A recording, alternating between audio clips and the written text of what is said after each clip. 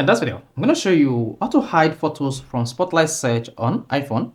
So whether you want to hide your photos or images or let them go away whenever you're using the Spotlight search here, like you want to search for, let's say, Safari, then you should see all the searches. Then you can easily hide them from coming up on this Spotlight search.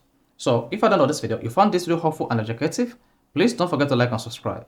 Now, the first thing you want to do when you want to hide photos from Spotlight search on iPhone is go to your iPhone settings. On the settings page, scroll down and click on the Photos app. This. Then once selected that, click on Siri and Search. Now, under Siri and Search, locate while searching, disable Show Content in Search. Toggle this off.